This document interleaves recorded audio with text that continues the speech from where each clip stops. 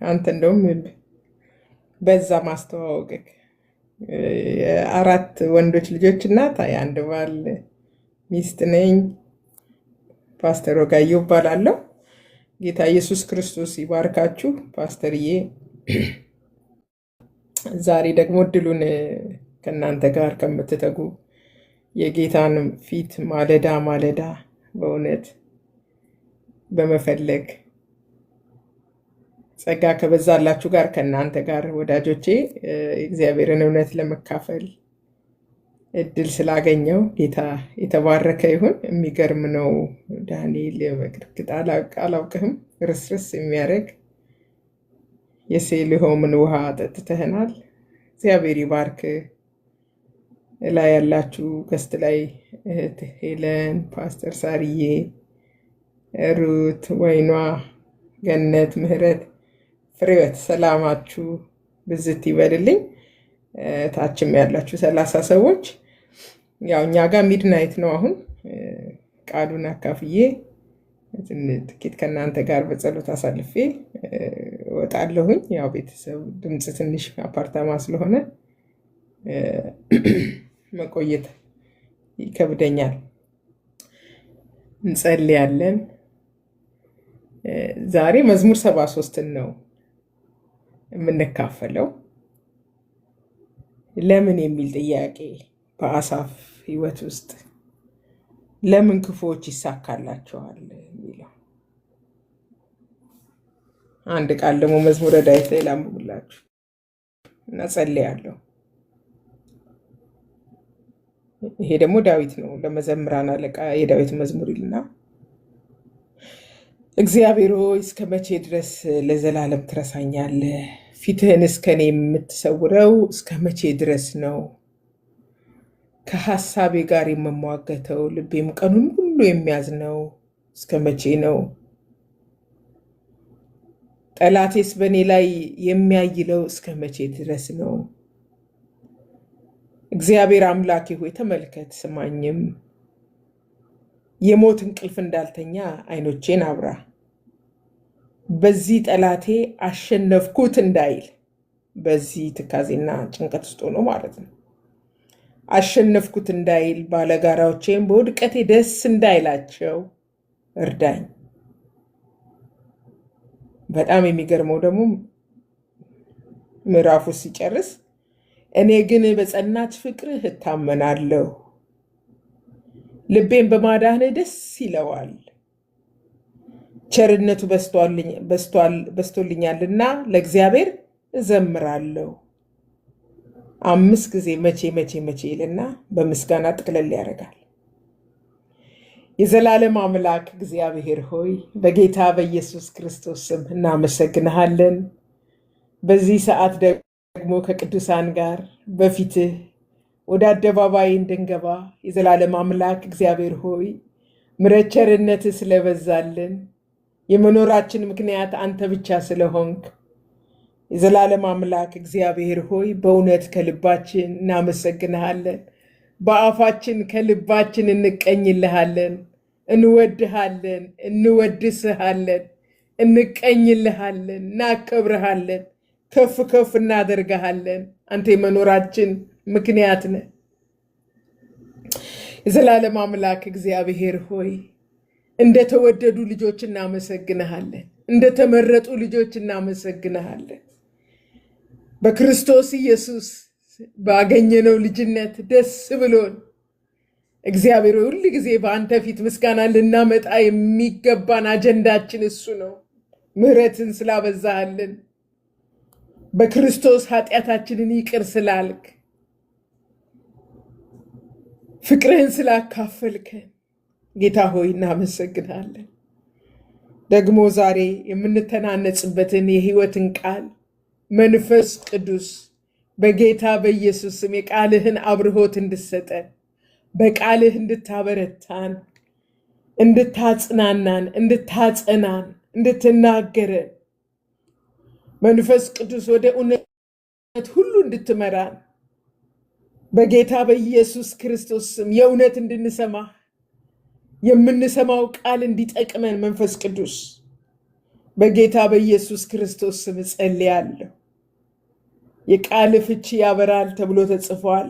ፍቺው እንዲያበራልን፣ ትርጉሙ የኛ እንዲሆን፣ በእኛ ላይ እንዲሰራ ጌታ መንፈስ ቅዱስ አብርሆት እንድሰጠን በጌታ በኢየሱስ ክርስቶስ ስም ጸልያለሁ።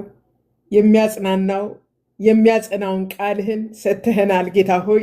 አቤቱ ወደን እንድንሰማ ቃልህን ለልባችን ልባችንንም ለቃልህ እንድታዘጋጅ በጌታ በኢየሱስ ስም ለመንኩ። የዘላለም አምላክ እግዚአብሔር ሆይ ከፍ ከፍ በል በጌታ በኢየሱስ ክርስቶስ ስም አሜን። መዝሙር 73 ሙሉን ነው የማካፍላችሁ፣ 1 4 5 ቦታ ከፋፍዬ ማለት ነው። ስለ አሳፍ ነው። አሳፍ ብዙ ጊዜ የሚታወቀው በመዝሙር 73 ነው። በመጽሐፍ ቅዱስ ግን በዳዊት የንግስና ዘመን በመቅደስ አካባቢ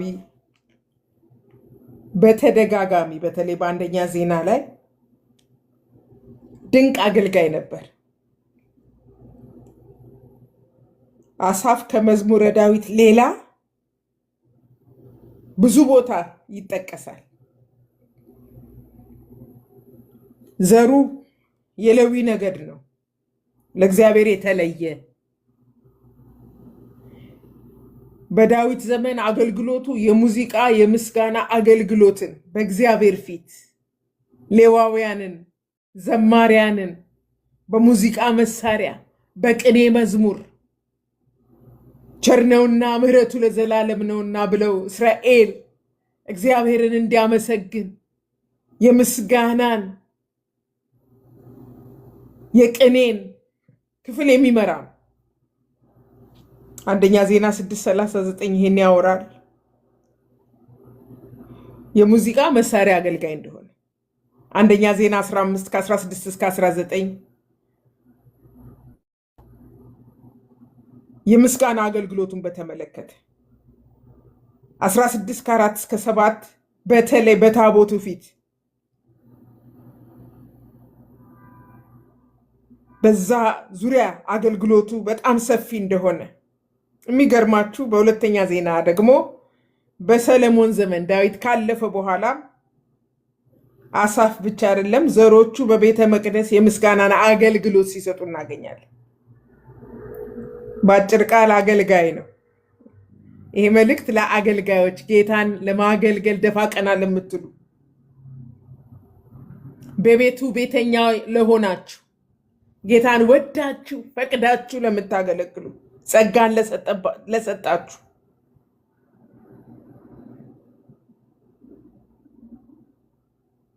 በሁለተኛ ዜና 29:30 ላይ በሕዝቅያስ ዘመን ይሄው አሳፍ በመዝሙሩ ዘልቆ በአምልኮ ተጠቃሽ ሆኖ እናያለን። በመዝሙረ ዳዊትማ ወደ 12 መዝሙር በምዕራፍ ማለት ታገኙታላችሁ። ይዘምራል፣ ያመሰግናል፣ ያወድሰዋል፣ ከፍ ከፍ ያደርገዋል እግዚአብሔርን።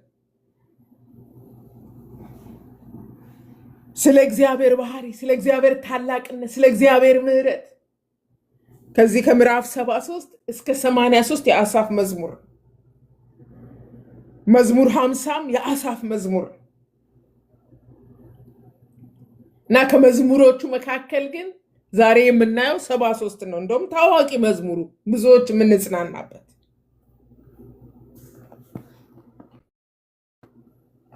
እና መዝሙር 73 ሲጀምር እግዚአብሔር ልባቸው ለቀና ወይም እኔ በአዲሱ መደበኛ ትርጉም ነው የምጠቀመው፣ እግዚአብሔር ልባቸው ንጹሕ ለሆነ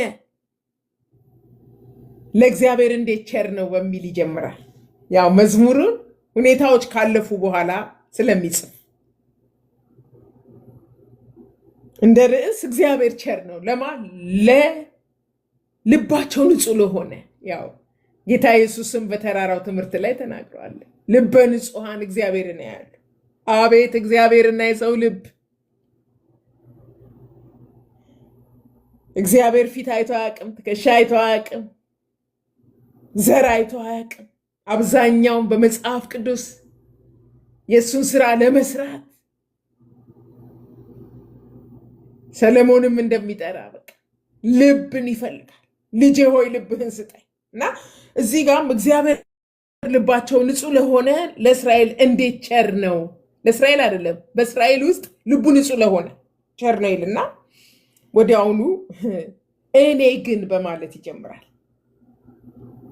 ከ1 እስከ 12 የምትጽፉ ካላችሁ አሳፍ ከውጭ በሚያየው በክፎች ስኬት ብልጽግና በጣም የተጨነቀበትን ጥያቄ የገባበትን ቅድም አይታችኋል። ዳዊትም በመዝሙር 13 ላይ እግዚአብሔር እስከ መቼ ድረስ ለዘላለም ትረሳኛለህ? እግዚአብሔር የመረጠው የቀባው ዳዊት እግዚአብሔር የረሳው መስሎት ፊቱን ከሱ የሰወረ መስሎት እስከ መቼ ፊትን ትሰውራለህ?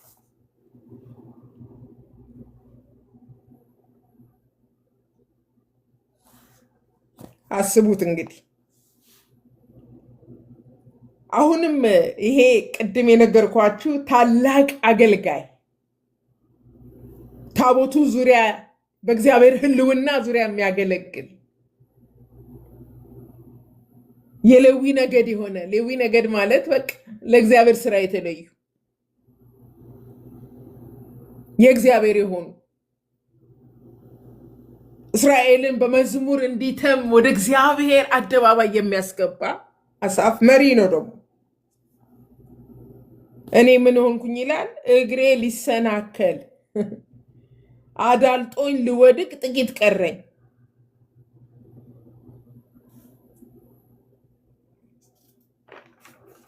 ጥቂት ቀረኝ፣ ተንገዳገደ። በቃ በክፎች ስኬት ወይም ደግሞ ክፎችን ዙሪያውን በማየት ማለት ነው። በዝርዝር ነው የሚያቀርበው። በሚገርም ሁኔታ የጸናው እግሩ ሊሰናከል መንፈሳዊ ነገር ነው የሚያወራ ነው ወገኖች። አዳልጦኝ ልወድቅ ጥቂት ቀረኝ፣ ጥቂት ቀረኝ። ለምን ስትሉ ክፎች ሲሳካላቸው አይቼ ደግሞ ስኬታቸውን ሲያብራራው ወደ ታች የሚገርም ነው። አንደኛ ያያቸው ሰዎች ክፉዎች ናቸው፣ ሁለተኛ አመፀኞች ናቸው። እነሱ ሲሳካላቸው አይቼ በአመፀኞች ቀንቼ ነበረና በሚያስቀና የዝማሬ አገልግሎት በሚያጽናና የዝማሬ አገልግሎት የተቀባው አሳፍ ወጣ አለና ክፎች ሲሳካላቸው አይቼ በአመፀኞች ቀንቼ ነበር ይላል። ይሄ ነው ንጹህ ልብ ማለት። አላስመሰል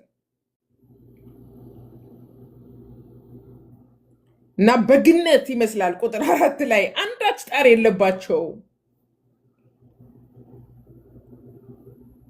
ጣር የሚባል ሰቆቃ የሚባል እንባ የሚባል የለባቸውም። ሰውነታቸውም ጤናማ የተደላደለ ነው። ሳይጸልዩ ሳይቃወሙ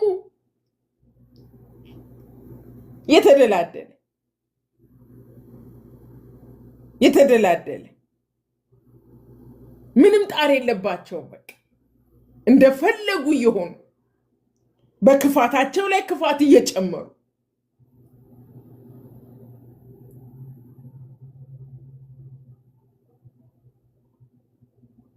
በሰዎች የሚደርሰው ጣጣ እነዚህ አመፀኞች በሰዎች የሚደርስ በማንኛውም ሰው የሚደርሰው ጣጣ አይደርስባቸውም። በቃ ሴፍ ናቸው። ልጆቻቸው በመንገድ የፈለገ መጥቶ አያፍንም። ምክንያቱም በተደላደለ በጥበቃ ነው የሚኖሩት እንደማለት። ዞር ብሎ አየ። ከመቅደስ ወጥቶ ከአገልግሎቱ ወጥቶ ዞር ብሎ ሲያይ ፍትህ ልካየ በቃ ፍትህ እንዳጣ ሰው ሆነ እና በጣም የሚገርመው እንደ ማንኛውም ሰው መከራ ያገኛቸውን ብቻ አይደለም፣ ትዕቢተኞች ናቸው አለ። ስለዚህ ትዕቢት የአንገት ጌጣቸው ነው፣ የክብር ልብሳቸው ነው ትዕቢት። አመጽ ማለት ደግሞ ከኃጢአት በላይ እኮ ነው። በቃ ኃጢአት ሲበዛ ነው አመፀኝነት የሚባለው። እንደ ልቡ ናቸው። ድሃን ሲያስጨንቁ፣ ሲረግጡ፣ የድሃን መሬት ሲወስዱ፣ የፈለጉትን ሲገሉና ሲያስገድሉ እንደማለት። ግራ ገባው። አመፅን ጠዋት ተነስተን እንደምንለብሰው ልብስ ነው የሚለብሱት። በፈለጉ ሰዓት እንደሚወለቅ ልብስ ነው አውልቀው የሚቀይሩት ይለናል። ማ ጌታ የሌላቸው በእኛ ቋንቋ ማ አገልግሎት የሌላ የምን አገልግሎት እግዚአብሔር የለሾች ናቸው። እንደው ወደ ታች ሲገልጣቸው ነው እግዚአብሔርን የሚሳደቡ ቀና ብለው የሚሳደቡ።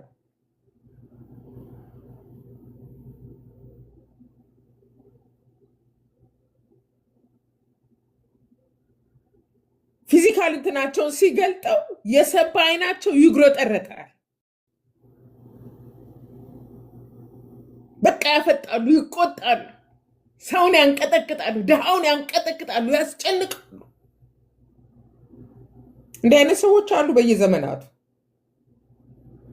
ጻድቁን ጥያቄ ውስጥ የሚከቱ ማለት ነው። ብዙዎች ናቸው ይሄ እንዲህ አይነት ጥያቄ የሚጠይቁት። የተወሰኑትን አነሳላቸዋል። ልባቸው በከንቱ ሀሳብ ተሞልቶ ይፈሳል። ከውስጥ የሚያወጡት ነገር በሙሉ ከንቱ ሀሳብ፣ ትዕቢት፣ ዛቻ እና በፌዝ እና በሹፈት በክፋት ይናገራሉ። ቀና ቀና ብለው በአመፅ ይዝታሉ። አይነኬ ናቸው፣ እንደፈለጉ የሚወስኑ ናቸው ይለናል። ጭራሽ ከ9 እስከ 11 ደግሞ ሰው ላይ ብቻ የሚያደርሱትን ግፍ አይደለም፣ በህፃናት ላይ፣ በሰው ንብረት ላይ፣ በሰው መሬት ላይ በግፍ የሚያደርጉትን ነገር ብቻ አይደለም። እኔ እግዚአብሔር አስደናቂ በዙፋኑ የማይነቃነቅ አምላክ መሆኑን የማውቀው ደግሞ የሚገባኝ ደግሞ እዚህ ጋር አፋቸውን በሰማይ ላይ ያላቅቃሉ። ከሚገርመኝ ክፍል ዮሐንስ ራእይ ላይም ስለ ሰይጣን የእግዚአብሔርን ስም ይሳደብ ዘንድ ስልጣን ተሰጠው ይላል።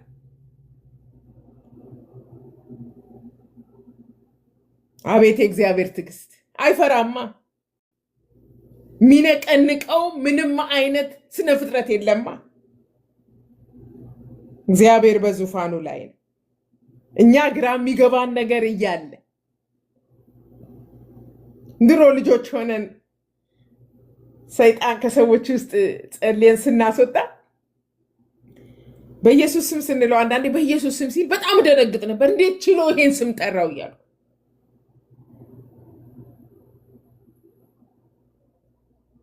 አይደለም ስሙን መጥራት ይሳደባል ሁላ። ሰዎችም አመፀኞችም አሁን በተለይ አሁን ኤቲስቱ በዝቷል በጣም። በኢትዮጵያ ቤተክርስቲያን ታሪክ ወይም በኢትዮጵያዊነት ታሪክ እግዚአብሔርን ሲሳደቡ ሰዎች በአደባባይ ወጣቶች ስለ ኢየሱስ እንደዚህ አይነት ንግግሮች ሲናገሩ አቤት አቤት አቤት አቤት!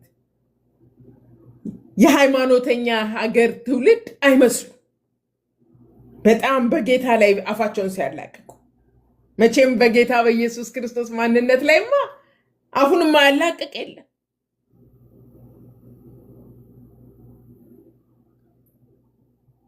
ጥያቄ አይፈጥርም? ይሄ ግራ አይገባም? ይሄ ቀና ብለው አፋቸውን በሰማይ ላይ ያላቅቃሉ። አንደበታቸው ምድርን ያካልላል። በቃ እንደ ልቡ ናቸው። የፈለጉትን ተቀመጥ የፈለገውን ተነስ ይላሉ፣ ያርዳሉ፣ ይገድላሉ ምናምን። ዛሬም ድረስ የፍትህ ጥያቄ መቼም በሰው ልጆች በተለይ በዓለም ታሪክ በጣም በጣም እንደ ኢትዮጵያ በጣም የፍትህ ያለ የምንልበት ሰዓት ሰሞኑን ራሱ በሴቶች በህፃናት መደፈር በምናምን የሚሰቀጥጥ እንደው ይሄ ሶሻል ሚዲያ ስልክ ምናምን ባልኖረ የምትሉት በቀን በቀን የምንሰማው የአመፅ ፈሳሽ ብዛቱ የወንጀሉ ደግሞ በጣም ሰቅጣጭነቱ እና አሳፍ እንደዛ ነው የተፈተነ። ደግሞ እኮ ህዝብ አላቸው ይላል ቁጥር 10 ላይ። ስለዚህ ህዝቡ ወደ እነርሱ ይነግዳል። አንበርክከው ህዝብን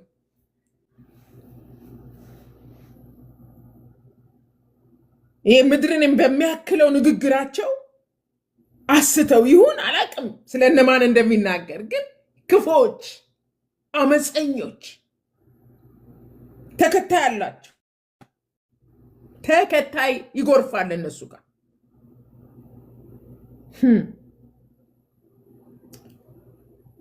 ጻድቃን በጌታ የተወደዳችሁ በዚህ ዘመን ላይ በጥያቄ የተወጠረ አእምሯችሁ፣ በጥያቄ የተወጠረ ልባችሁ ይኸው አባቶቻችን አሳፍ በቅኔ በመዝሙር ቸር ነውና ምሕረቱ ለዘላለም ነውና ብሎ እግዚአብሔር አምላኩን እያመለከ ህዝብ የሚቀሰቅስ ብዙ የተቀኘ ግራ ገባው።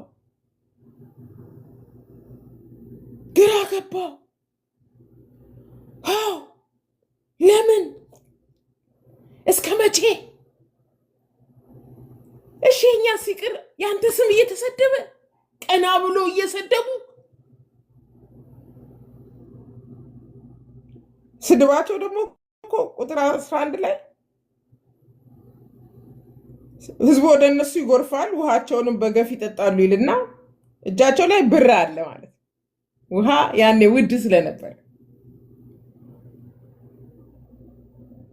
ታውቃላችሁ። እስራኤሎች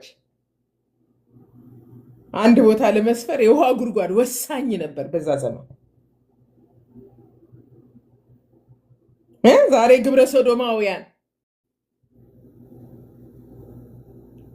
እጃቸው በመንግስት ላይ፣ እጃቸው በቤተ ክርስቲያን ላይ፣ በእምነት ተቋም ላይ፣ በድሃ ላይ፣ በድሃ አደጉ ላይ ጫና እንደሚፈጥሩት ማለት ነው። ዛሬም እኮ አመፀኞች እጅ ላይ ነው ገንዘብ ያለው።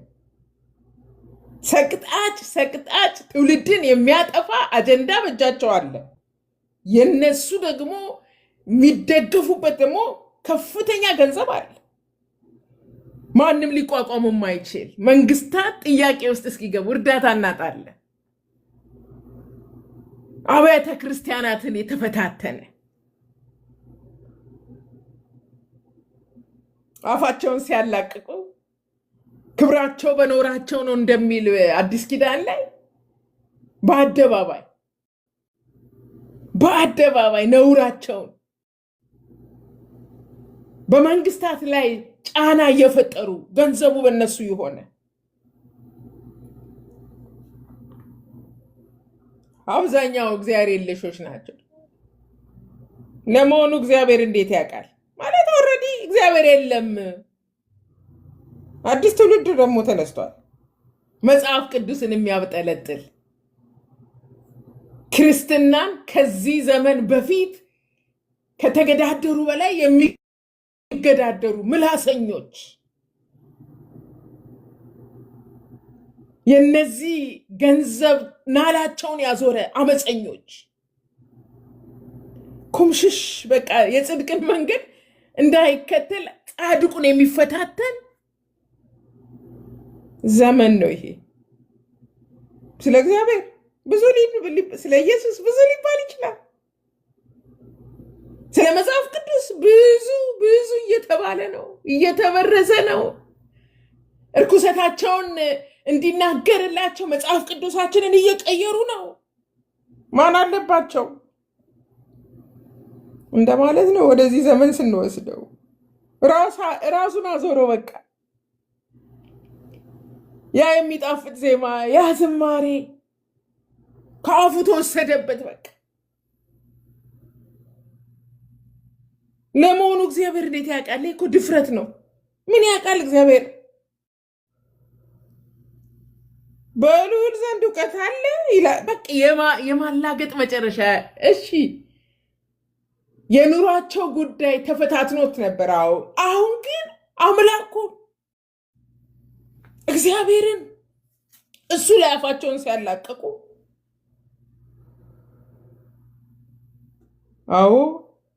የክፎች ብልጽግና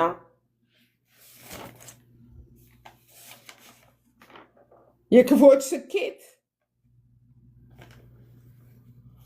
ትግሉ ውስጥ ከተተው። ከዛ ምን ሆነ መሰላችሁ? ሁለተኛው ከ1 እስከ 12 ድረስ የክፎች ስኬትን እንደዚህ ከተናገረ በኋላ መቼም የቅኔ ሰው አይደል፣ የመዝሙር ሰው አይደል፣ የገለጠበትን ነገር የሚገርም በቃ ለሞታቸው እንኳን ጣር የለውም። በቃ ላሽ ነው የሚሉት። በሽታ አያውቃቸውም።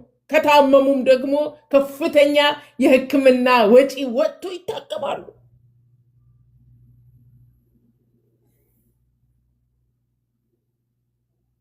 ከ13 እስከ 16 ከፍተኛ የሆነ መንገዳገዱ ውስጥ ገባ። በቃ በደንብ ካያቸው በኋላ መንፈሳዊ ትግሉን እናያለን። አብዛኞቻችን የሚገጥም አብዛኞቻችን እንግዲህ ክፎቼን ይመስላሉ። ሁልጊዜ ግዴለሽና ሀብት በሀብት ናቸው ካለ በኋላ እንደ በመንፈሳዊ ዓለም እንኳን ዛሬ ቤተክርስቲያንን እየተገዳደሩ ያሉ እረፉ ተው እንዳይባሉ ሐሰተኞች ህዝብ አላቸው። ብዙ ነገር አላቸው። ሀብት በሀብት ላይ ናቸው። ይሄ ጻድቁን ይፈትናል። በነገራችን ላይ ጌታ ጌታ እያለ የጽድቅ መንገድን ለመረጠ ብዙ ነገር እየራቀው ሲፈልገው እየራቀ ለአገልግሎት እኮ ነው፣ ለህይወት እኮ ነው፣ ለመርዳት እኮ ነው። ሌላው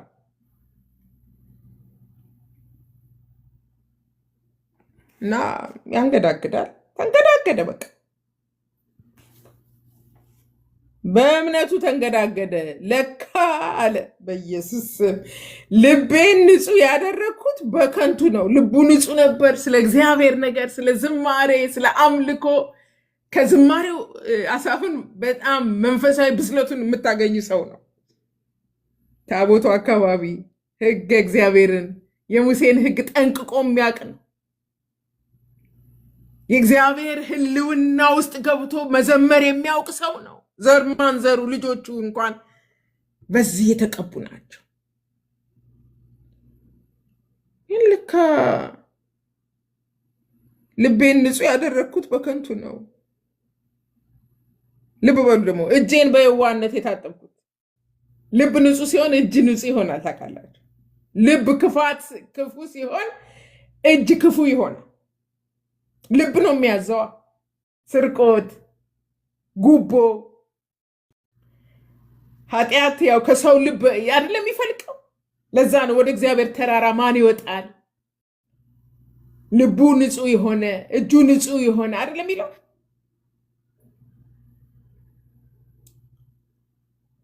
ለመዘመር እንኳን ህይወቱን የሰጠ ነበር ማለት።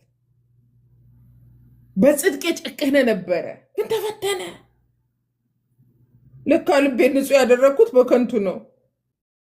እጄንም በየዋህነት በቃ ጉቦ አልከፍልም እንዲህ አላረግም እያልኩኝ ይኸው ከንቱ ኖሯል። ዴይሊ ላይፉን ሲገልጽ ቀኑን ሙሉ ተቀሰብኩ፣ ጠዋት ተቀጣው። በቃ መከራውን በጣም ከባድ እንደነበረ ምን አቶ እንደሆነ አላውቅም።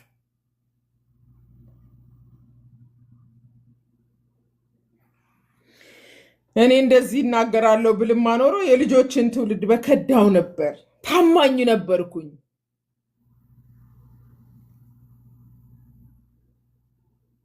ምንም አልተናገርኩም።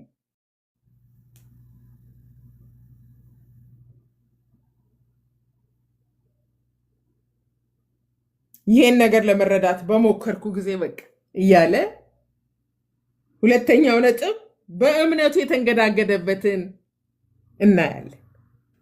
ወገኔ ይሄ ሁሉ ቀውስ ውስጥ የገባው ለምን እንደሆነ 17 ላይ እናገኛለን። ይሄ ሁሉ የሆነው ወደ አምላክ መቅደስ እስክገባ። ኢየሱስ ጌታ ነው። ውጩን ያየው የምዕራፉ ማዕከላዊ ሐሳብ ያለው ከ17 እስከ 20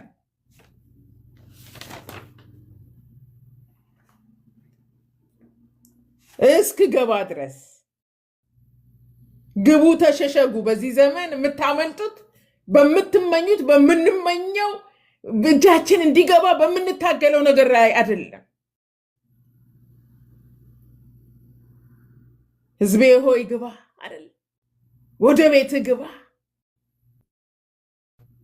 አሁን የምናየው የሚያስጨንቅ መቼም የማይጨነቅ አገር፣ የማይጨነቅ ትውልድ፣ የማይጨነቅ ሰው አለ ብዬ አላስብም። የሚያምነውም የማያምነውም ዓለም በጭንቅ ተሞልታለች። እኛን መሸከም አቅቷታል። እንደ ክርስቲያን ደግሞ የባሰ ፈተናዎች አሉ። ጽድቅ፣ ቅድስና፣ ለእግዚአብሔር መኖር፣ መጸለይ ከንቱ የሆነበት ዘመን፣ እንደ ከንቱ የሚታሰብበት ዘመን እና በጣም የገረመኝ መልሱ እዚህ ጋር ነው። ቤታችሁ ቁጭ ብላችሁ በጥሞና አንብቡ። አሳፍ መዝሙሩን ስታስቡ ይሄን ሁሉ ቅድም ያለውን ነገር የሆነው ወደ መቅደሱ እስክገባ። ከመቅደስ ወጥቶ እኮ ነው፣ ከህልውና ወጥቶ ልክ ወደ መቅደሱ ሲገባ።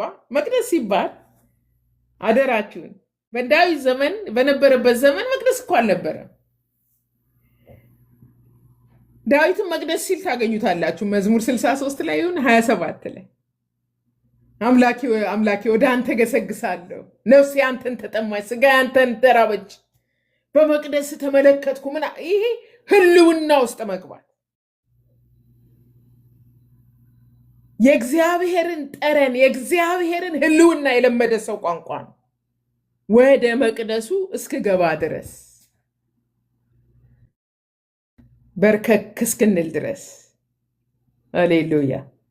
ግራ ይገባል። በቃ ወደ አዲስ ኪዳን ቋንቋ ደግሞ ስንሄድ ዕብራውያን 3 ላይ አይደለ የእምነታችንን ራስና ፈጻሚ የሆነውን ክርስቶስን እስክንመለከት ድረስ ዓለምና በዓለም ያለውን ከንቱ የሚያደርግ ከፍታ ውስጥ እስክንገባ ድረስ። ሃሌሉያ ሃሌሉያ።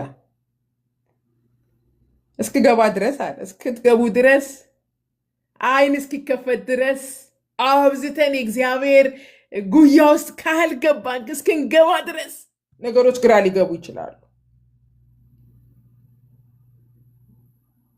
እንዲህ አይነት ጭንቀቶችን እኮ አብዛኛው ነቢያት በብሉይ ኪዳን በተለይ ነቢያት የሚቀቡት እስራኤል ሲወዛገብ፣ ለሌሎች አማልክት ሲንበረከክ፣ ሕገ እግዚአብሔር የሙሴን ሕግ ሲጥሉ፣ በብዙ ነገር ሲሸነፉ እግዚአብሔር እነ ኤርምያስን ያስነሳል፣ እነ ዕንባቆምን ያስነሳል። ዛሬ ነቢይ ለምን እንደሚነሳ እንጃ።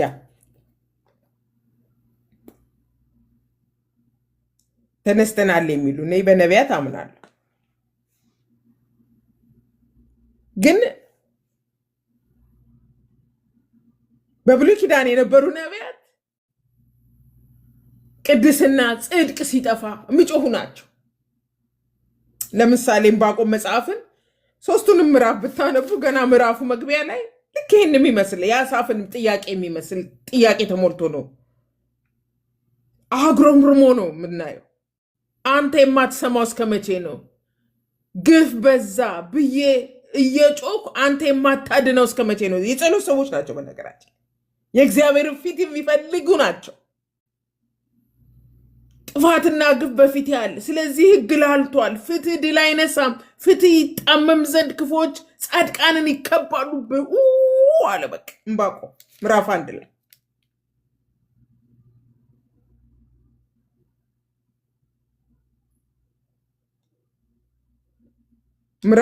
ላይ ጮኸ። በቃ እግዚአብሔርን መለሰለት።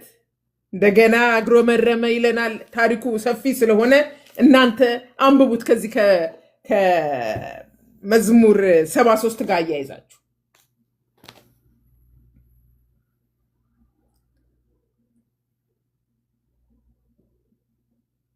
ከዛ እግዚአብሔር እየመለሰለት ምዕራፍ 3 ጋር ሲደርስ እግዚአብሔር ሆይ ዝናህን ሰምቻለሁ። እግዚአብሔር ሆይ ስራ አስፈራኝ። በእኛ ዘመን አድሳቸው፣ በእኛም ጊዜ እንዲታወቁ አድርገህ በመዓት ምሕረትን አስብ ምናምን ይልና በተለይ ምዕራፍ 3 መጨረሻ ላይ ይደርሳል። ነገሩ እንደዛ ሆኖ እሱ ተለወጠ። በዛው ሁኔታ ውስጥ ሆኖ ምን አለ ዕንባቆም? ብዙ ጊዜ የምታውቁት ጥቅስ ነው። ምዕራፍ 3 መጨረሻን ብቻ ላንብበው። የጥፋት ቀንን በትዕግስት እጠብቃለሁ፣ ምንም እንኳን የበለስ ዛፍ ባያፈራ፣ ከወይን ተክልም ፍሬ ባይገኝ፣ የወይራ ዛፍም ምግብን ባይሰጥ፣ እርሻዎች ሰብልን ባይሰጡ፣ የበጎች ጉረኖ እንኳን ባዶ ቢቀሩ። እንግዲህ እስራኤል ለብዝበዛ ሆናለች። ይሄ ሁሉ ለመኖር የሚያስፈልጋቸው ነገር ነው። ይሄ ሁሉ ከሌለ የእስራኤል ማህበረሰብ ምን አይነት ጉስቁልና ውስጥ እንደሚገባ የታወቀ ነው። ግን ይሄ ሁሉ ባይገኝ እኔ ግን በእግዚአብሔር ደስ ይለኛል፣ በመድኃኒቴ አምላክ ሐሴት አደርጋለሁ። ለምን ስትሉት ጌታ እግዚአብሔር ኃይሌ ነው። ጌታ እግዚአብሔር እግሮችን እንደዋላ እግሮች ያደርጋል፣ በከፍታዎች ላይ ያስኬደኛል። ለምን? ከእግዚአብሔር ጋር ሲነጋገር ቆይቶ። አንዳንዴ ቶሎ ቶሎ በመመለስ አይደለም፣ ፊቱን ስንፈልግ እግሮቻችንን እንደዋላ እግሮች ያጠነክራል። በተለይ ዕንባቆምን በደንብ አጥኑት እናንተ። ለምን ወደዚህ ምስጋና እንደመጣ ታገኙታላችሁ። አዎ ኢዮብም እግዚአብሔር ፈቅዶ ተወራርዶበት ያን አይነት ፈተና ሲፈራረቅበት በተለይ ምዕራፍ 21 ቁጥር 7 ላይ ክፎች ለምን ይኖራሉ? ለምንስ ያረጃሉ? ልብ በሉ። ለምን እድሜያቸው ይረዝማል? ጻድቅ ሰው ስለነበረ ነው። ምናልባት ልጆቼ ኃጢአት ሰርተው ይሆናል ብሎ በእያንዳንዱ ልጅ መስዋዕት የሚያቀርብ ነበር። የመጣበትን ነገር አየና ክፎች ለምንስ ያረጃሉ? ኤርምያስም እንደዛው ትንቢተ ኤርምያስ 12:1 ላይ የክፎች መንገድ ለምን ይሳካል? ግራ የተጋባ እንደ ኤርምያስማ የለ። ያው እስራኤል ተዘልላ ከምትኖርበት ምድር ለ70 ዓመት በምርኮ በጨካኞች የተወሰደበት ዘመን ያገለገለ ስለሆነ ስለ ሀገር የምትማልዱ ስለሆናችሁ ልንገራችሁ። ሰቆቃው ኤርምያስ አገልግሎቱ በሰቆቃ ባልቃሻነት የሚታወቅ ከእግዚአብሔር ከሰማይ እስኪመለከት እስኪጎበኝ ፐርሰናል ጉዳዩን አይደለም እስኪጎበኝ ድረስ ፐርሰናልም በጣም ተጎድቷል፣ ተገፍቷል፣ ጉድጓድ ተጥሏል። ወደ ባቢሎን ትሄዳላችሁ በሚል ትንቢቱ ሌሎች ውሸተኞች መጥተው ሰላም ነው በሚል በጣም ተንገላቷል። ፐርሰናሊ ተንገላቷል። በተለይ የሀገር ጉዳይ አስለቅሶታል። አልቅሶ እኔ በተለይ ምዕራፍ 3 ቁጥር 1 ላይ የሚለው ነገር ይገርመኛል። በጣም ከባድ ጊዜ እንዳሳለፈ የምታውቁት በቁጣው በትር መከራ ያየ ሰው እኔ ነኝ። በቃ እግዚአብሔር የተቆጣውና በትሩን ያሳረፈበት እኔ ነኝ አለ። ኢዮብን ሁሉ ረሳው። እናንተ የተወደዳችሁ ቅዱሳን የጻድቃን መከራቸው ብዙ ነው። እግዚአብሔር ግን ከሁሉ ያሳልፋቸዋል። ብዙም አይገቡን ነገሮች አሉ። ዞር ዞር ብለን ስናይ አመፀኛው ፖለቲካውን ይዞት ተቆጣጥሮት እናያለን። ግብረ ሰዶሙ ዓለማችንን ሲያንቀጠቅጥ በገንዘቡ በፈለገው መንገድ እግዚአብሔር የለሹ ኤቲስቱ በጣም እየፈላ ነው።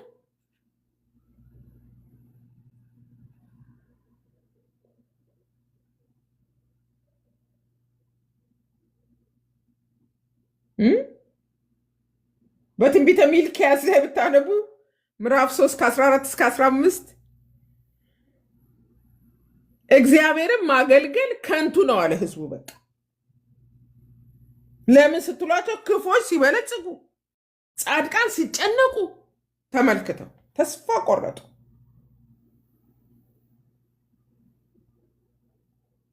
እግዚአብሔር ትቶኛል፣ ጌታ ምሮስተኛል አሉ። በቃ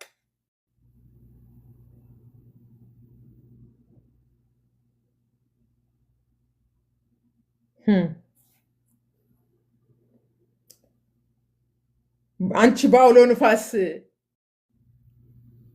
ያልተጽናናሽ ነው እንደዛ የሚል ቃል አለ ኢሳያስ ላይ።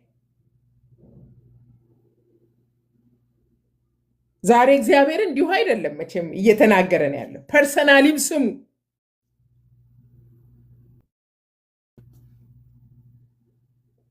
ግቡ፣ እግዚአብሔር ፊቱን ፈልጉ መልስ አለው። ይሄ ሁሉ ሆኖ ቁጥር 17 ላይ ይኸውም ወደ አምላክ መቅደስ እስክገባ። ምን ማለት ነው?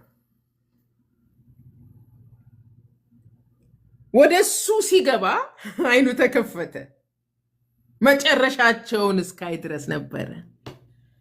ለካ ወደ ህልውናው ወደ እግዚአብሔር ስንቀርብ፣ በርከክ ስንል፣ ወደ ቅዱሳን ህብረት ስናዘወትር ከትከሻችን ላይ ከጭንቅላታችንም ላይ የሚወርድ ብዙ ጨለማል። ወከክ አድርጎ አሳየው አስክሪኑ። የእሱ አምላክ የአሳፍ አምላክ ልክ ዳዊት ብዙ ቦታ ፈተናዎችን በዝማሬ ይናገራል። እሱም አይኖቼን ወደ ተራሮች አነሳው ማለት ተራራ በዳዊት በዛው ትርጉም ስታዩት ከፍታ ማለት ነው። ረዳቴ ተራራ ሊትራሊ የኢየሩሳሌምን ተራሮች አይመስለኝም። ወደ ተራሮች አነሳው። ረዳቴ ከወዴት ይምጣ? መጀመሪያ ወደ ተራሮች ነው ያነሳው፣ ወደ ትልልቆች ይረዱኛል ወደሚላቸው። ዞር ሲል ግን ረዳቴ ሰማይና ምድርን ከሰራ ከእግዚአብሔር ዘንድ ነዋል። የሚያዋጣን እሱ ነው ወገኖች። እግዚአብሔር ያወራል፣ ይገልጣል። እነዛ ቅድም ለሞታቸው ጣር የለውም።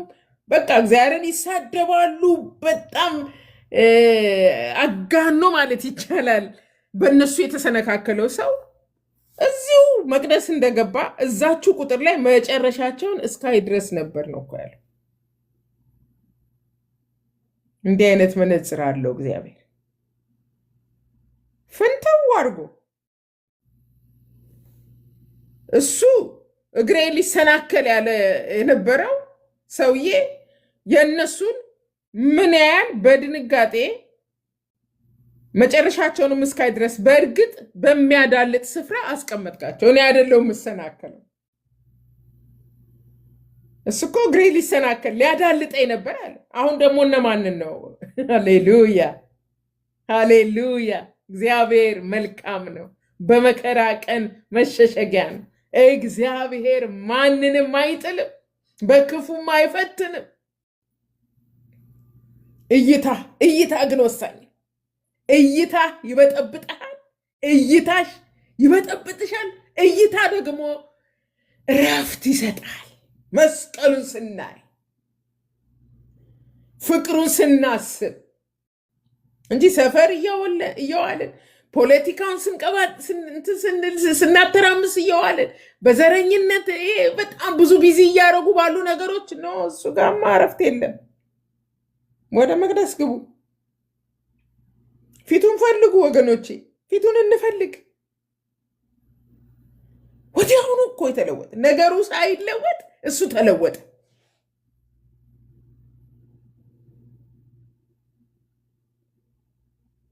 እዛ መጨረሻቸውን አሁን ደግሞ በስክሪን ያሳየናል።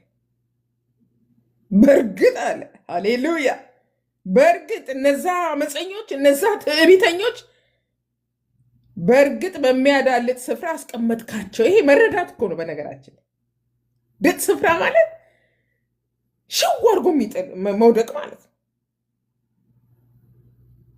ወደ ጥፋትም አወረድካቸው። እንደውም በቃል አጋኖ እንዴት ፈጥነው በቅጽበት ጠፉ። እዚህ ዓለም ላይ ያለው መከራ፣ ፈተና ህልም ነው ወገኖች። ሮሜ 8:18 ላይ እንደዛ ነው ያለን ጳውሎስ። የአሁኑ ዘመን መከራ ከሚገለጠው ክብር ጋር ሲመሳሰል ምንም በቃ ከእንቅልፍ ሲቀሰቀሱ እንደመቀስቀስ ነው። ዘላለማችንን አሳምሮልናል። ቤታችንን አሳምሮልናል። የእረፍት ዘመን ቅርብ ነው። በዚህ ዓለም ባለው ነገር ዙሪያ እያየ አትንገዳገድ፣ አትንገዳገጅ።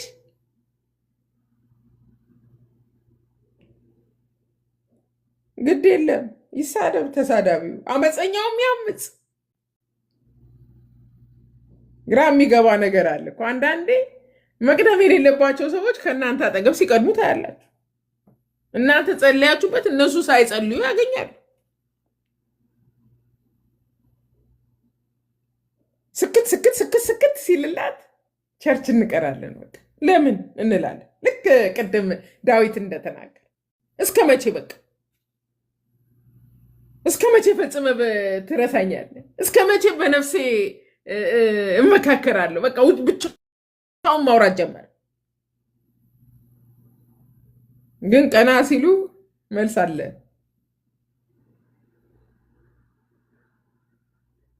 ሰው ከህልሙ ሲነቃ እንደሚሆነው ጌታ ሆይ አንተም በምትነሳበት ጊዜ እንደ ቅዠት ከንቱ ታደርጋቸዋል። እግዚአብሔር ፍርድን ይሰጣል፣ ፍትህን ይሰጣል። ያምፅ አለ እኮ በቃ ራእዩ መጨረሻ ላይ ሲዘጋ ራእይ መጽሐፍ ላይ አመፀኛውም ወደፊት ያምፅ፣ ጻድቁም ግን ጽድቅን ያድርግ፣ ወደ መቅደስ ግባ። የህይወት የመንፈሳዊ ህይወት አቋምህ እንዳይላላ ወገኔ፣ አይዞ በርታ፣ መቅደሱን ፊቱን ተመልከት።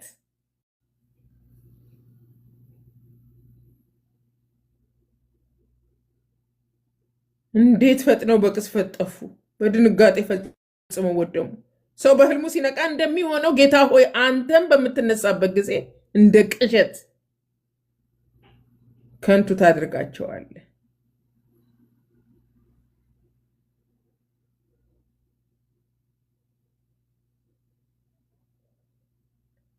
ቁጥር 21 ላይ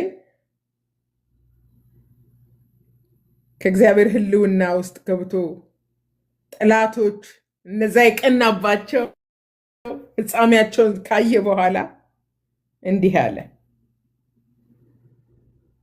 ነፍሴ በተማረረች ጊዜ፣ ልቤን በተቀሰፈ ጊዜ፣ ለካ ያኔ ወደ መቅደስ ከመግባቱ በፊት ማለት ነው፣ ስሜት የሌለው አላዋቂ ሆንኩ፣ በፊትም እንደ እንስሳ ሆንኳልና ራሱን ማየ።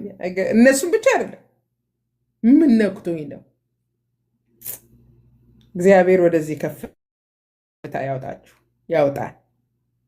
ወደ ተራራው ጫፍ እነ ጴጥሮስን ወደ ክብሩን ወደ አሳየባቸው ተራራ ጫፍ ያውጣል። ወደ ህልውናው ያውጣል። ሁሉም ግልጽ የሚሆነው ወደ መቅደስ ሲገባ ነው። ከንቱነታቸውን ማሳየት ብቻ አይደለም፣ እራሱ እንኳን ያለውን ነገር ታሰበ። ራሱ ልክ ኢዮብ ለፍልፎ ለፍልፎ መጨረሻ ላይ እጄን ባፌ ላይ ይጭናሉ፣ መስማትን በመስማት በጆሮዬ ሰምቼ ነበር፣ አሁን ግን ዓይኔ ያየች ብሎ በቃ ሃሌሉያ። ግድ የለሽም ቀደመችኝ ቀደመኝ አንተም ብዬ እጾማለሁ እጸልያለሁ ያለ ፍርሃት ያለ ጭንቀት እየሄዱ ሰዎች ነገሮቻቸው ይሳካል። ይሄው ይሄን ያህል ጊዜ ጠበቅኩ ለምትሉ ሰዎች ዕንባቆም እንዳለ በመጠበቂያዬ ላይ እቆማለሁ። ወደ ህልውና ይበልጥ ወደ ህልውና ሚስጥርን ያካፍለናል። ራሱን አየ፣ ስሜት የሌለው አላዋቂ ሆኛለሁ፣ በፊትም እንደ እንስሳ ሆንኩ። ይህም ሆኖ ዘወትር ከአንተ ጋር ነኝ፣ አንተም ቀኝ እጄን ይዘኸኛል አለ። ኢየሱስ ጌታ ነው። በምክር መራኸኝ፣ ኋላም ወደ ክብር ታስገባኛለህ። እውነተኛ ሀብቱ የእግዚአብሔር አብሮነቱ፣ እውነተኛ ደስታ የእግዚአብሔር ደስታ፣ እግዚአብሔር ከሱ ጋር መሆኑ። ከእግዚአብሔር በላይ ለነገሮች ራሳችንን ስንሰጥ እንወድቃለን ወገኖች። እና ወደ መቅደስ ገብቶ በምክር መራኸኝ አለ፣ ኋላም ወደ ክብር ታስገባኛለህ። በሰማይ ከአንተ በቀር ማን አለኝ? በምድርስ ከአንተ ሌላ ጓጓጓ። ቋንቋው ተቀየረ በቃ፣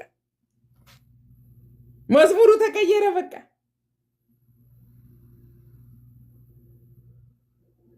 የጠፋ የመሰለው ሰው ሰርቫይቭ አደረገ። ከአንተ በቀር የለኝም።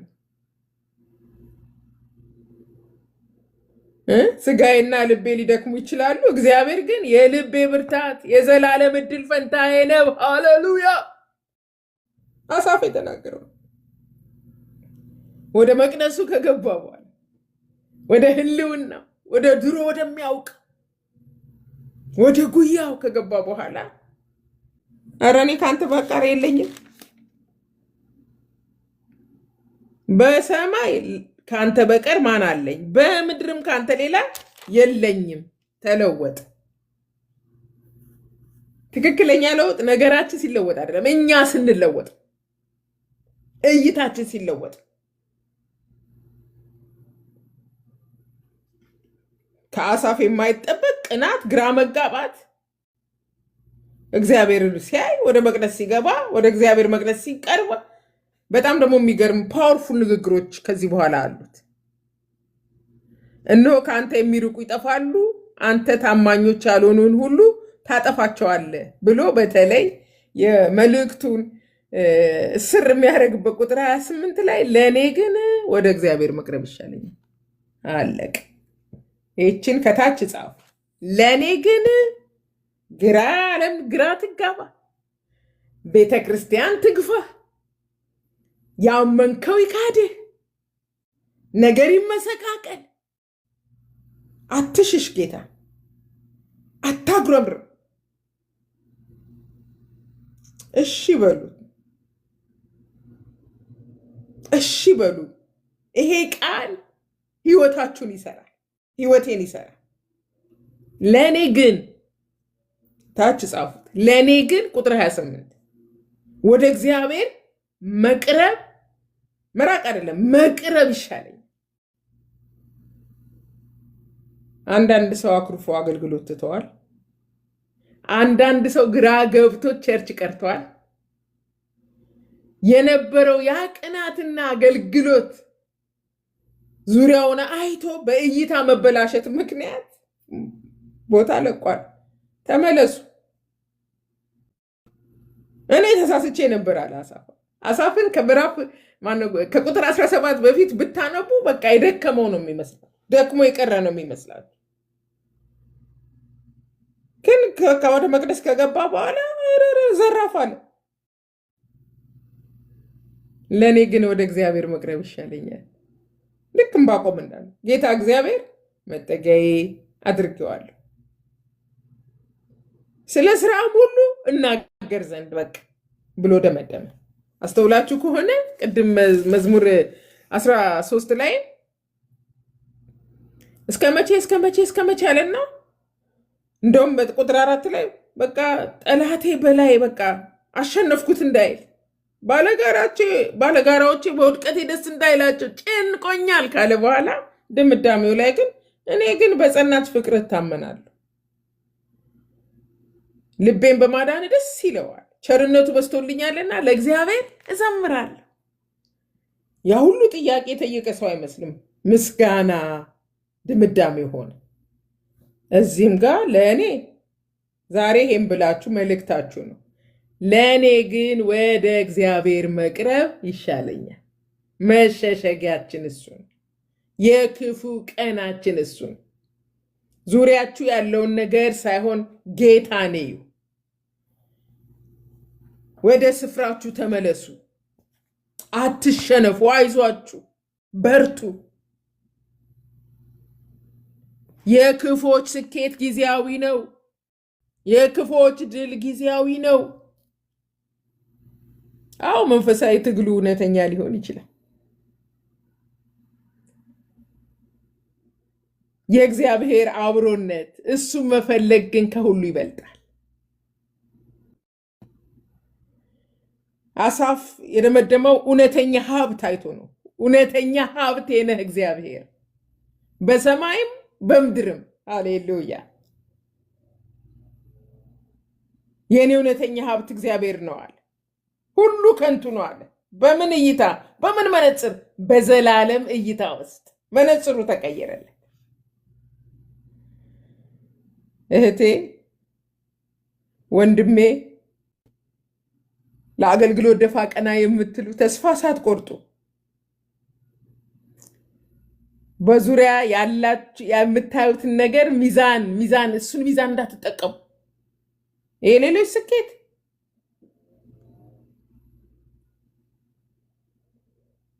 ስኬት አሰናካይ ነው። በቃ አልጋ ባልጋ ነው። እንትን እዛ ሰፈር ነው እንግዲህ እንደሱ ሆኖላቸው እንደሆነ አላውቅም። ዙሪያህን አትይ። ግራ ከመጋባት ውጭ ምንም የምትጠቀመው ጥቅም የለ። ጌታን አታኩርፊ። በርቱ፣ እግዚአብሔርን እዩ። ለእኔ ግን ወደ እግዚአብሔር መቅረብ ይሻለኛል። እነ ጳውሎስ ጥንካሬያቸው ስላልተገረፉ አይደለም። መገረፍ እኮ ያማል። 40 ቆጥረው እንዳያቆሙ 40 ከገረፉ በኋላ መግረፍ ስለማይቻል የቅጣቱ መጨረሻ በዛ እንትን አጥንት በሞላበት ጅራፍ 40 ከተገረፈ አንድ ሰው ድጋሚ አይገረፍም። 39 ብለው ተንኮላቸው ይመለሳሉ። ስንት ጊዜ እንደገረፉት ታውቃለህ። ግን ከክርስቶስ ፍቅር ማን ሊለየኝ ይችላል? መከራ፣ ስደት፣ ሃሌሉያ፣ መገፋት፣ መላእክት፣ ልዩ ፍጥረታት ከክርስቶስ ፍቅር ሊለዩኝ? ይሄ እኮ ህልውና ውስጥ ገብቶ እንጂ የሰውነት የጀግንነት አይደለም። ወደ ጉያው ጠጋ። አንተ ነህ ትምክቴ። ዕንባቆምን አስተሳሰቡን የቀየረ፣ አሳፍን አስተሳሰቡን የቀየረ እግዚአብሔር ይቀይር። ነገሮቻችንን እራሳችንን ይቀይር። የነገሮች መለወጥ እኛ ካልተለወጥን ግራ መጋባቱ ስለሚቀጥል እና አንተ አሁን ያለኸው አልተሳካልኝም የምትለውን ነገር ራስን የመዘንክበት ነገር ልክ አይደለም። አሳፍ እንደዛ ለክቶ ነው። በቃ እኔ ከሁሉ ከአሳፍ ማጉረምረም የሚገርመኝ ለሞታቸው መጣጣር የለውም የሚለው በሞት እንኳን ቀና ማለት እና ጎምለል በሚሉ ያው እነ ሳራን ቤት ታውቃላችሁ አይደለ? አብርሃምና ሳራ የተስፋው ኪዳን አምነው እግዚአብሔርን ከኡር ምድር ወጥተው አሜን ብለው ወጥተው ዘር እሰጣቸዋለሁ ብሎ ወጥተው ዘፍጥረት 15 ላይ አብርሃም በጣም ከፍተኛ ፈተና ነው የደረሰበት። ከሆነ እድሜ በኋላ 1 5 6 ወይ 10 ዓመት ከቆየ በኋላ ኤሌዘር ሲያይ ይወልዳል፣ ይንጎማለላል፣ ተስፋ ቃል የለው ምን የለው ይወልዳል። እነ ሐና ቤት ፍናና ትወልዳለች። ከመውለዷም ብሰው ደግሞ ታስቆጣታለች። እግዚአብሔር አብርሃምን ወደ ሜዳ አወጣው ይላል። ከዋክብትን ተመልከት፣ ቀና ብለህ ተመልከታል። እይታው ተለወጠ። አብርሃምን ማመነ፣ ጽድቅ ሆኖ ተቆጠረለት። አንዳንዴ ቤት ውስጥ ያሉ ነገሮች እንኳን አይደለም ውጭ ያለው ስኬት፣ ቤት ያለው እንኳን ሊፈትናችሁ፣ ቅርብ ያሉ ሊፈትኗችሁ ይችላሉ። ደንታ ቢሶች ሊፈትኗችሁ ይችላሉ። በጌታ ያልሆነው የቅርብ የምታውቀው ጥያቄ ውስጥ እንድትገባ ለትከሻ ከተለቃቀ ኖ ኖ ኖ ይችል ልበላችሁ። ለእኔ ግን ወደ እግዚአብሔር መቅረብ ይሻለኛል። ለምን? ጌታ እግዚአብሔር መጠጊያዬ አድርገዋለሁ። በቃ በሰማይም በምድርም አንተ ነህ ዋስትናዬ። ዝማሬዎቹ በሚገርም ሁኔታ ተለወጡ።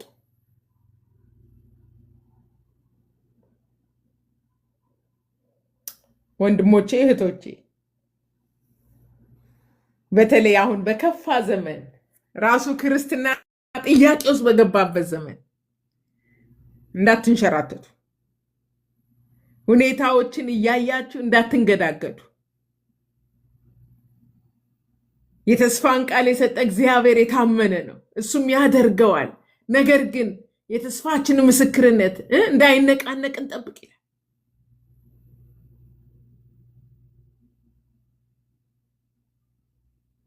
የጌታን ፊት በማየት ጥንካሬን እንድናገኝ ወደ መቅደሱ እንግባ፣ ወደ ህልውናው። የማትጸልዩ ሰዎች፣ የጌታን ፊት የማትፈልጉ ሰዎች፣ የማንፈልግ ሰዎች አንሆን። አንዳንዱ ተስፋ ሲቆርጥ ቸርች ነው የሚያኮርፍ፣ ጸሎትን ያኮርፋል። ራስን ሱሳይድ እንደማድረግ ነው። ግራ ሲገባንም መስቀሉ ስር እንድንከባለል ጌታ ይርዳን። ተባረኩ። ፓስተር ሳርዬ ስለመጣሽ ደስ ብሎኛል። ጸልይና እኔ ጋር ሚድናይት ነው አርፋለሁ። በቃሉ ላይ እንጸልያለን። ፓስተር መርከብ ጨርሻለሁ።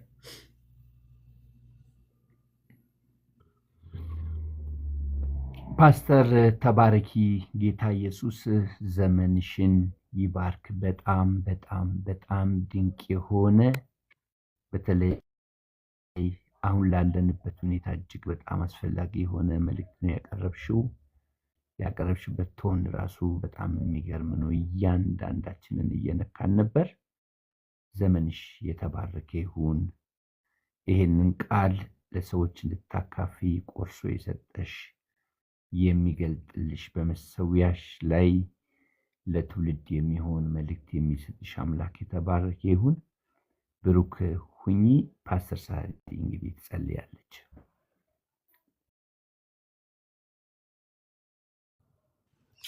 እንዴት አደራችሁ ቅዱሳን? የእግዚአብሔር ጸጋና ሰላም ይብዛላችሁ። ድምጼ ይሰማል? ይሰማል ፓስተር። ክብር ለእግዚአብሔር ለአምላካችን ይሁን። ሃሌሉያ። እግዚአብሔርን እናመሰግናለን ስለ ብዙ ምሕረቱ፣ ስለ ብዙ ቸርነቱ፣ ስለ ብዙ ፍቅሩ፣ ስለ ብዙ ርኅራኄው። እንደዚህ አይነት ዘመን በእንደዚህ አይነት ወቅትም እግዚአብሔር ሕዝብን እያዳነ ዛሬ ለእኛ ታሪክ የሚመስል ግን እውነት በመንፈስ ቅዱስ የተጻፈውን እውነት ዛሬ ስላሰማን ጌታ ክብሩን ጠቅልሎ ይውሰድ። እናመሰግናለን አምላካችን ሆይ፣ በጌታ በኢየሱስ ክርስቶስም ስልጣን እናከብረሃለን። ስለዚህ ማለዳ፣ ስለዚህ ጠዋት ክብር ሁሉ ለአንተ ለአምላካችን ይሁን። በዚህ ስለተሰበሰቡ ቅዱሳን አከብረሃለሁ ጌታ ሆይ፣ ከፍ በል።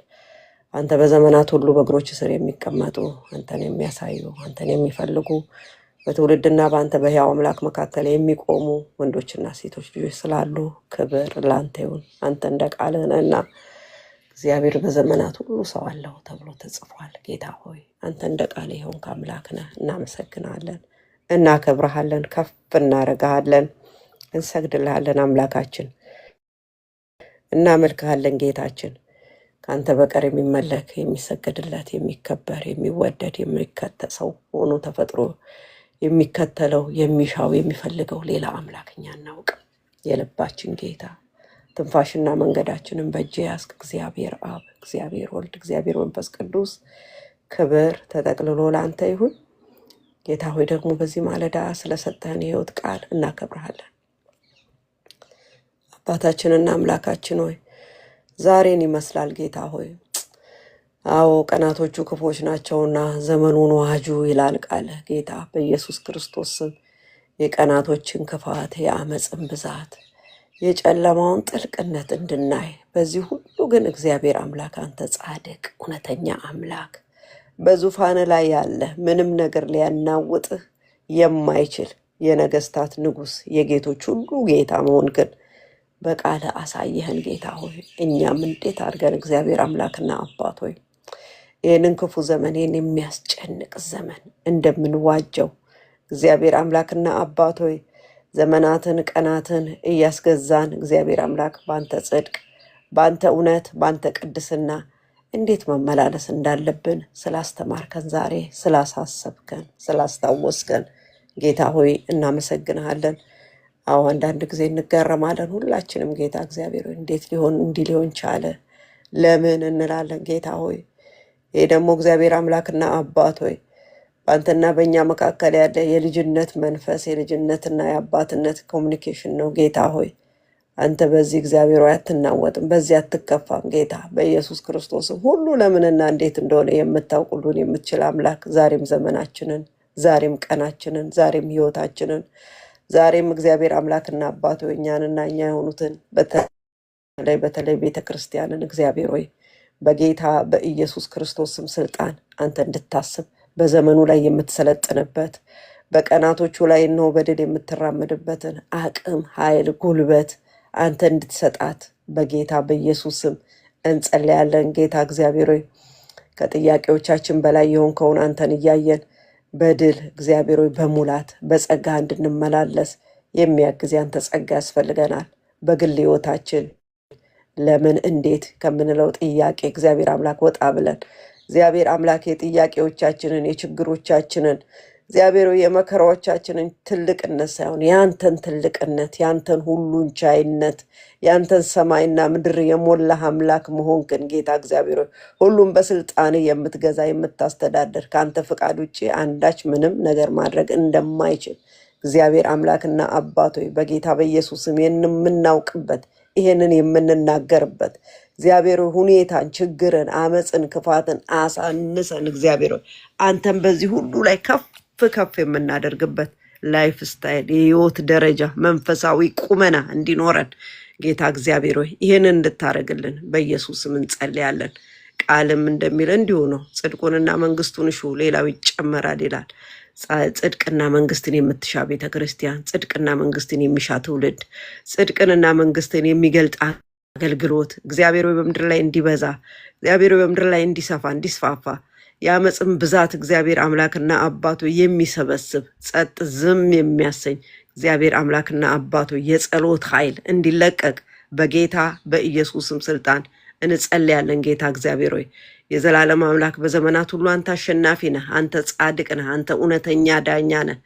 ለምን አትባልም? አንተ እግዚአብሔር አምላክ ሁሉን ታውቃለህ። በኢየሱስ ክርስቶስም ስልጣን ከጥያቄዎቻችን በላይ ወደ አንተ እንድንጠጋ ወደ አንተ ጻድቅ በእምነቱ በህይወት ይኖራል ተብሎ ተጽፏል። ጌታ እግዚአብሔር እምነትን እንድትጨምርልን ልዑል ሆይ በአንተ መጠጊያ ውስጥ ሆነን እግዚአብሔር አምላክ ሌሎች ሁሉ ነገሮች እንዲያንሱብን ከፍ ያለውን እግዚአብሔር ሆይ ስፍራ እንድንይዝ መንፈሳዊ ከፍታን ትክክለኛ መንፈሳዊ ቁመናን እንድሰጠን በጌታ በኢየሱስ ስም እንጸልያለን።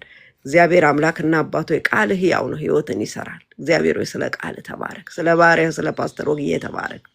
በሁሉ ስፍራ እግዚአብሔር በትጋት እግዚአብሔር አምላክ የምታገለግልህ ይችን ባሪያህን አብዝተህ ባርካት። ባለችበትም ሀገር እግዚአብሔር በሮች በፊቷ ይከፈቱ፣ አገልግሎቷ ይስፋ።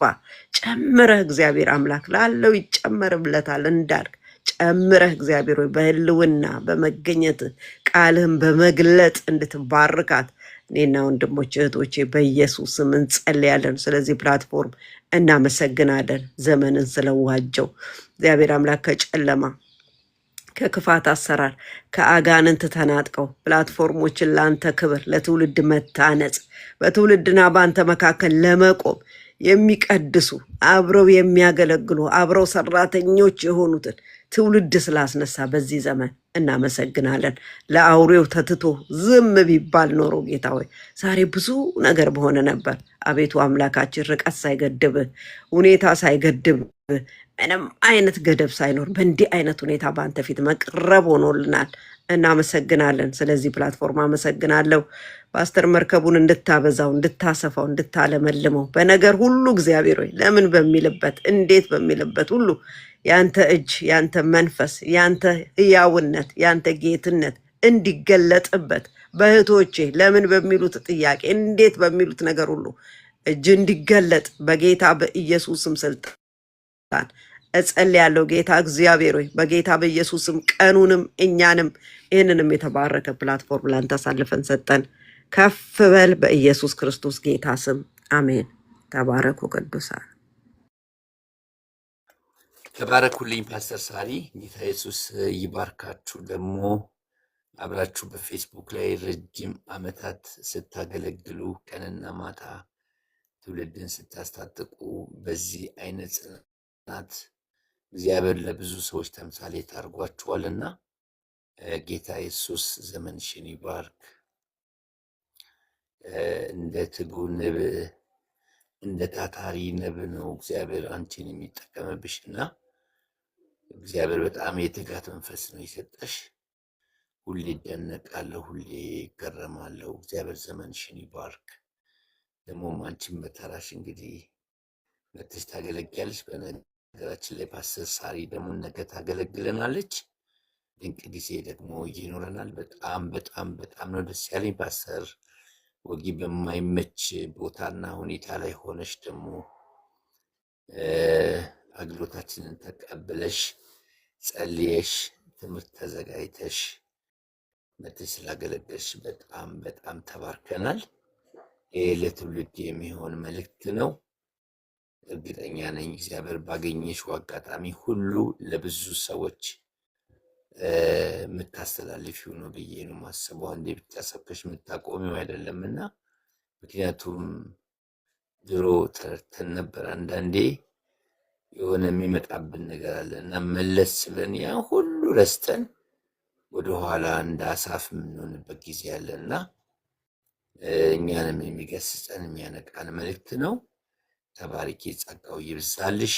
ሰዓቱም አልፏል። እንግዲህ ለፓስተር ወጋየሁ ማለት ነው ማስታወቂያዎችን ተናግሬ ይጨርሳለሁ። እንግዲህ ኮንፈረንሳችን እስከ ነሐሴ 29 ይቀጥላል። አገልጋዮች ተጋብዘዋል። በተለይ ፓስተር ማነው መምህር ጌታቸው ምትኩ በኢትዮጵያ በጣም የታወቀ የታድሶ አገልጋይ ነው። ለአንድ ሳምንት ሙሉ ነው መጥቶ እዚህ ቤት የሚያገለግለው። ይሄ ትምህርት ደግሞ በጣም ሳውንድ ነው የሱ ለሀገራችን በተለይ አሁን ላለንበት ሁኔታ የኢትዮጵያን ቤተክርስቲያን የሚያነቃ መልእክት ነው። መታችሁ ተካፈሉ። ሰኞ ነው የሚጀምረው እሱ። በእርግጥ መታችሁ ተካፈሉ። በአሰሳሪ ደግሞ ነገ ታገለግለናለች። ቤቱን ፎሎ አድርጉ። የአሁኑን ትምህርት ዩቲዩብ ላይ ጭናለው። ገብታችሁ መርከቡ አየለ ብላችሁ ሰብስክራይብ አድርጉ። አገልጋዮችን ፎሎ አድርጉ። ሁላችሁንም በጣም ነው የምወዳችሁ። የእግዚአብሔር ጥበቃ፣ ባርኮት፣ አብሮነትና ህልውናው ከሁላችሁም ጋር ይሁን። ሻሎም